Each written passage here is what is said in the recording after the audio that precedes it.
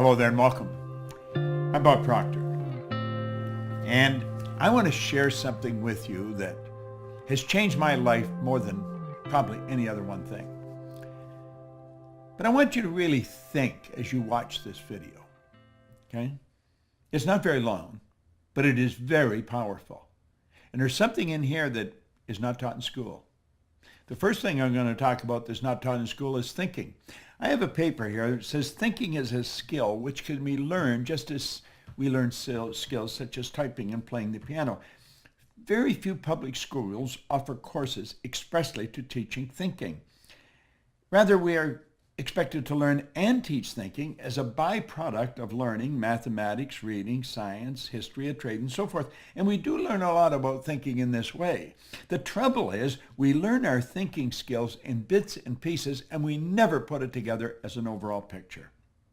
If asked to describe what all is required in order to think effectively, most people would be at a loss to give a complete account. Thus, we are unable to assess our own thinking skills or systematically teach the skill of thinking to others. Now, I want you to think about your life, and I want you to think about your income. I want you to think about money. Money's subject that is a subject that not a lot of people want to talk about. And when you do talk about it, a lot of people get defensive. They say, well, money's not everything. Well, that's sort of a ridiculous statement. Of course it's not everything. But money's important. It's very important in the area that it's used. It's as important as the food you eat, as the medical care that you subscribe to, as the car you drive, the home you live in, the vacations you take. See, money is something that has nothing to replace it in the area that it's been used. Now, money is merely an idea. We put stacks of stuff together. If we just look here, we put stacks of stuff together that we call money. Now, I am going to run some pictures up here on the screen to help communicate my idea. I'm going to communicate graphically as well as verbally. And money is an interesting subject.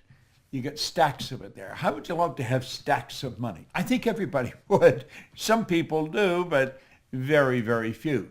So let's talk about money. Now think about it. I frequently ask a person if they come to work with me, what's the most you've ever earned in a year? I really don't care what the answer is, but I want to know what the answer is. Because when they tell me the answer, what they're doing is telling me where their mind is programmed with respect to money. See, our mind is programmed. You're working with a program, I'm working with a program. Now, most people are working with a program that someone else built. They are the production of somebody else's habitual way of thinking. I'm going to suggest that you can rewrite the program. You can rewrite the program. Now, before we get into the money too deep, back in 1970, Alvin Toffler wrote a book, Future Shock. And what he was doing was predicting what's going to happen in the future. And he looked ahead about 50 years. And he said, the future is going to be a shock for most people. And he said, it's something that we should really think about. Now, in the book, he made predictions that everyone thought were absolutely crazy, but they weren't crazy. You see, these were predictions of what he said was going to happen over the next 50 years. Now, I was working with Earl Nightingale and Lloyd Conant in 1970 when this book came out, so the book was very popular in our company. And most of us thought, this guy's smoking something. This couldn't possibly happen. But stop and think of what's happening with your cell phone. I can type a message here, and I can send it anywhere in the world. And you'll see it simultaneously with me sending it. If you would have suggested that in 1970, people would have thought you were losing it. Well, he recently came out with something. He said, the illiterate of the 21st century are not going to be the people who cannot read and write. The illiterate of the 21st century are going to be the people who cannot learn, unlearn, and relearn. They're going to be the people who cannot learn, unlearn, and relearn. That's called changing your paradigm. And I want to share some information with you. If you've already got it, it's really good to hear it again. If you haven't got it, you're going to love it because it's about money, okay? And it's really about how to create all you want. You have to have multiple sources of income. You can go back to the ancient Babylonians, as far back in ancient history as you can go, and you're going to find that the wealthy people all had multiple sources of income. Now, I want you to think about these figures that you're looking at here. 3% of our population are earning 97% of all the money that's being earned. And everybody says that's unfair. Well, it's based on a law. That's really what it's based on. Our income is the harvest of our production. That's really what it is. But 3%. Now think of this for a moment. Some of those 3% are not very well educated insofar as we look at education. Some of them are functionally illiterate. They can neither read nor write. Now, some of them are absolutely brilliant. But you're going to find people that are absolutely brilliant that fall into the 97% category that have to split up 3% of the money that's earned. So why and how does this happen? Well, that's what I want to talk to you about. You see, you can become one of the 3%. Now, if somebody had told me that 55 years ago when I first got into the studying of this information, I would have thought they were dreaming. But my income went from $4,000 to $175,000 in a year. And it was based on the concept that I want to explain to you here. It's a very, very powerful idea. It really is. But what we have to understand is that the earning of money is something that doesn't happen by accident. You see, you can belong to this 3% group by creating multiple sources of income. Now, as I just said a minute ago, wealthy people historically have always had multiple sources of income. This isn't an accident. It's by design. You can design this. So I'm going to ask you to really pay attention here. And you probably want to watch this video a number of times. There is an absolute law governs compensation. We know that there's a law. If I let this go, you know it's going to fall. If I let this go, it's going to fall. It's not going to go up. It has to go down. It has to go down. That is an absolute law. It's called the law of gravity. That's a law of the world. Well, the law of compensation is a law. And it's very exact.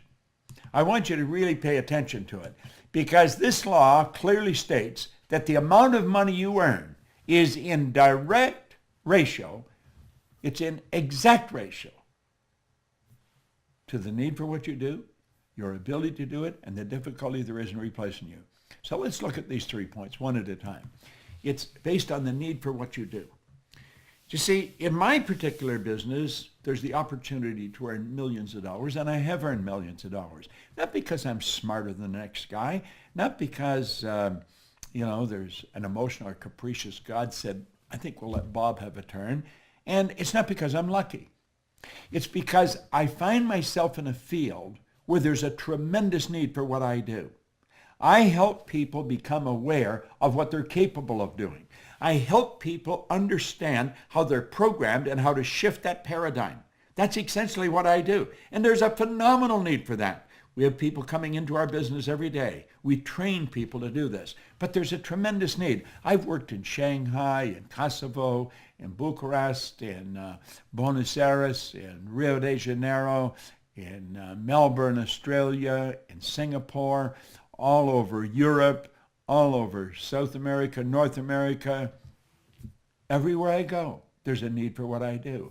When you find a tremendous need, and then you develop your ability to fill it, you've got to become very, very good at filling the need. Well, I fell in love with this business many years ago.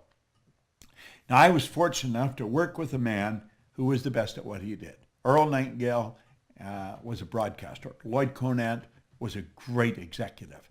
And I wanted Earl Nightingale to mentor me. What I didn't understand, when I came to work with them, I also got the benefit of Lloyd Conant. Two absolutely brilliant people.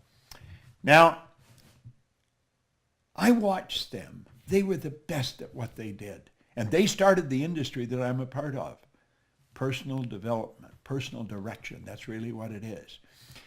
Well, you've got to make up your mind you're going to get really good at this. You're going to become very good at it. And when you do, then you're very difficult to replace. Now, there's no such thing as an indispensable person.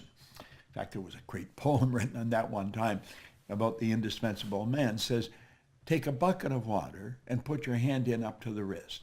When you pull it up, The whole that remains is just how much shall be missed. You can stir all you want as you enter, stir up the water galore, but stop and you're going to find in no time it's much the same as before. Well, what they were getting across is there's no such thing as an indispensable person, but some people are very difficult to replace. And if you make up your mind you're going to get really good at this, I guarantee you can earn a lot of money.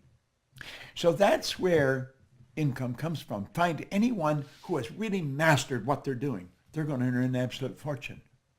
See, this is the law of compensation. So this is what you want to study. What do you want to do? You just want to focus on your ability to improve. Become a master at whatever you're doing. You see? Now, this is the focus. The money is the reward. This is the cause. The money is the effect. You see, you take care of the cause, the effect will always take care of itself. Now, let's look at it this way. We're going to talk about multiple sources of income, not just one, but many. Now, I stumbled on this way back in the 60s. And when I stumbled on it, I thought, wow, this is really something. So you got the whole world in front of you there. You'll notice on the map, we got the whole world there, and you're sitting right in the center. You're placing yourself. Now, you could place yourself anywhere in the map. Place yourself wherever you are. But I'm saying you're in the center of the world. The whole world's around you. Doesn't matter where you are. You're in the center of the world. It doesn't matter. You could be in Mozambique. You're in the center of the world. You could be in Rio de Janeiro. You're in the center of the world. There's as much on your right as there is on your left. There's as much behind as there is in front. So then start where you are and you set up a source of income. Now, MSI is an acronym for multiple sources of income. MSI. Now, where you are is what you're earning right now. That's your present income. The MSI is an additional income. It's not another job. It's not a better job. It's not even a job. It's a source of income. See, money is reward received for service rendered. When I was sleeping last night, I was rendering service based on stuff that I did some time ago. Think of it this way. Think of some kind of a rock star. Think of Elvis Presley. His estate is still earning money from records of his that are being played on the radio. That's right. He made recordings, and those recordings are being played on the radio, and every time they're played, money goes into his estate. That's called a passive income. That's called a source of income. Well, you can start sources of income. You can start them all over the world. You may say, well, how? Well, you don't have to know how. You just have to make a decision that you're going to do it. The how will come. Don't let the how trip you, okay? And once you get one going, then you get another one. And it may be in a related field right near where you are. See, I believe you can set up sources of income that are very closely attached to what you're already doing. And then you may go to the other side of the world and set one up. Now, as you get good at this, they're going to start popping up all over the place. You may say, well, I don't know how to do this. Well, of course you don't. Not to start with. I didn't know how to do it when I started. I didn't even know how to read very well when I started. I hadn't gone to school. I had 2 months high school. I had no business experience. But you know, I built a business all over the world. How did I start? I'll tell you exactly how I started. I borrowed $1,000. I bought a used forming machine and some buckets and mops. I started in the cleaning business. And I started by cleaning one office, washing the floor twice a month, $15 a time. Then I got another office at $65 a month. Now I'm up to $95. I was only earning $400 a month to start with. Do you know, one day I passed out on the street. I thought the answer was work harder, get another office to clean. But it didn't work that way. And I woke up and there's a big cop looking at me and there's people standing all around me and I see a stretcher and lights flashing. And it was a scary situation. I guess I'd passed out. I was exhausted. I thought the answer was work harder. That is not the answer. Hard work is never the answer.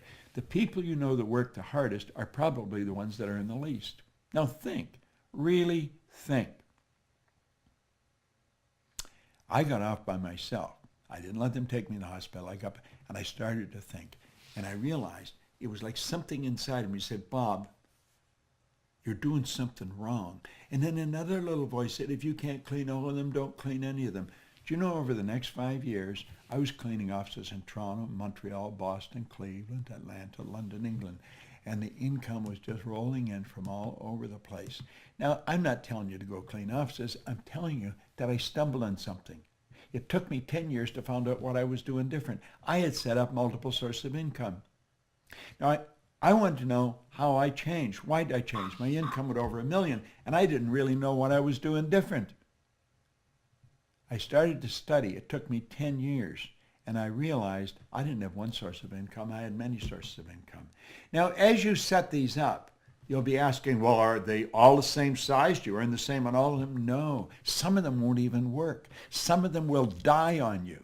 There's so many ways of doing it. You could become a network marketer. You could become an online marketer. You could become an affiliate marketer. We have all kinds of affiliate marketers in our company.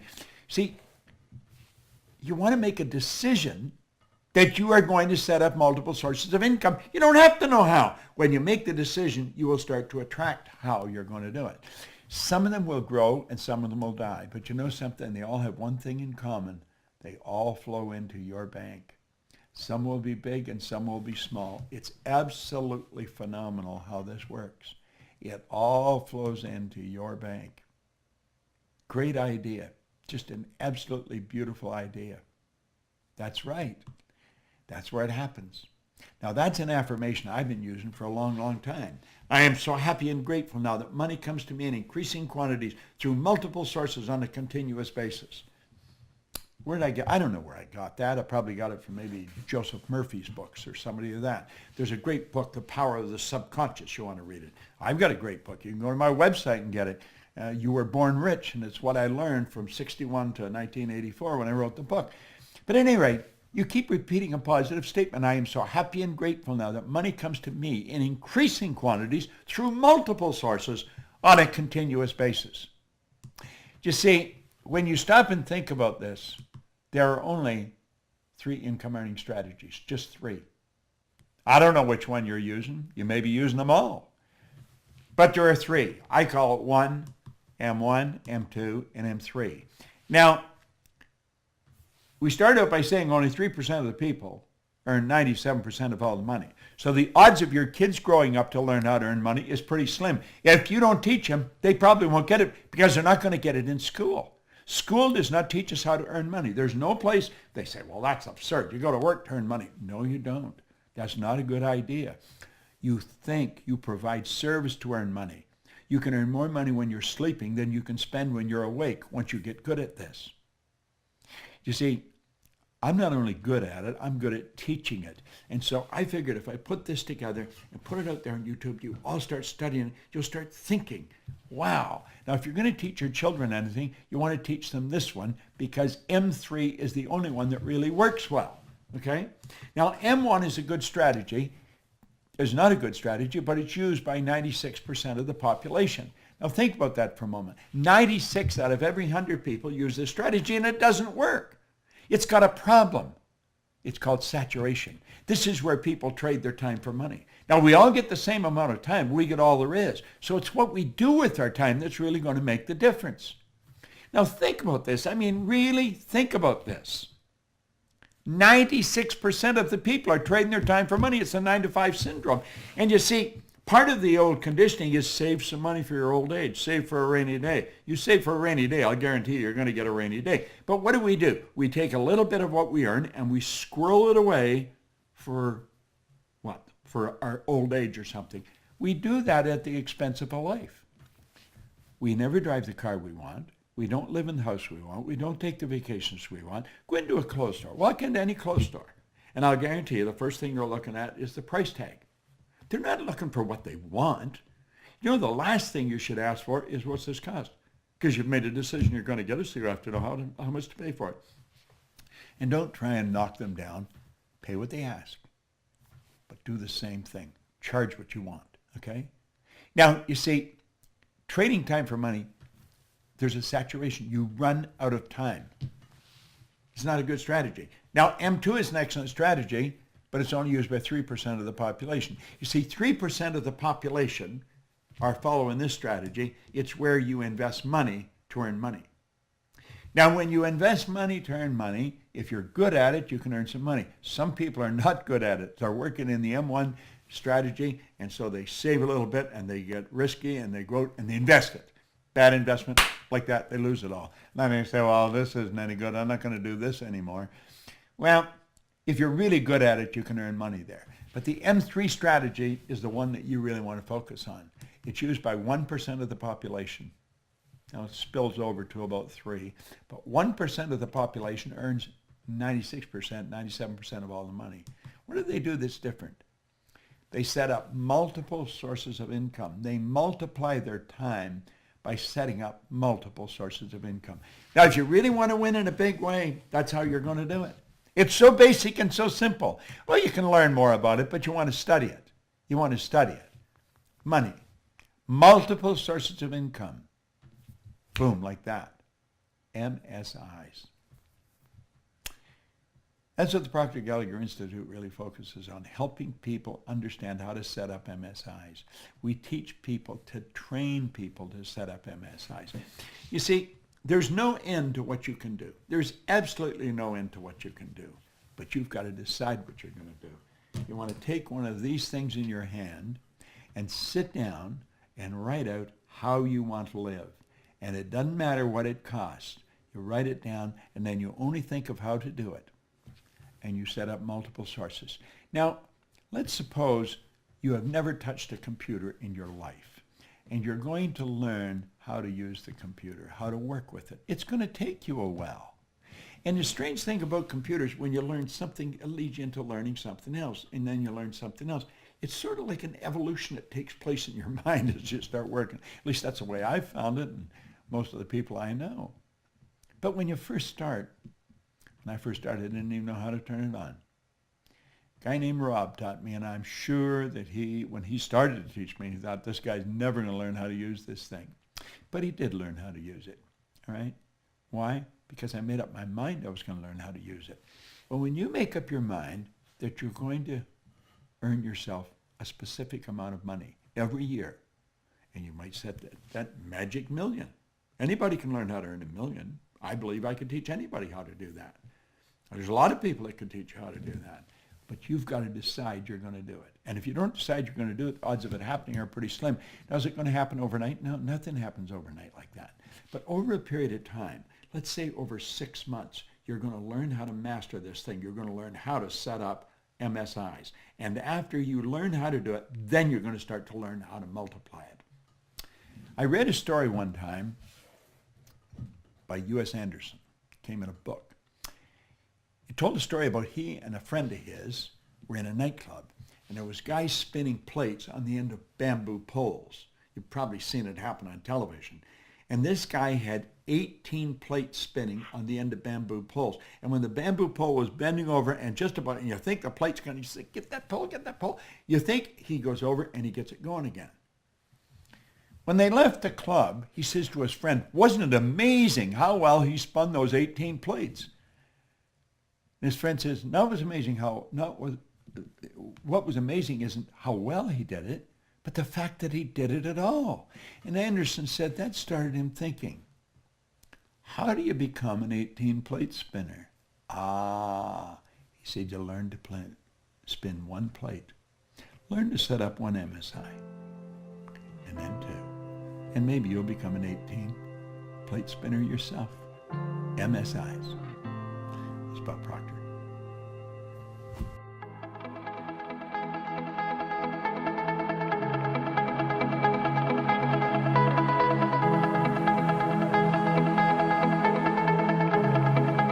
Check us out at ProctorGallagherInstitute.com for tips, tools, and resources.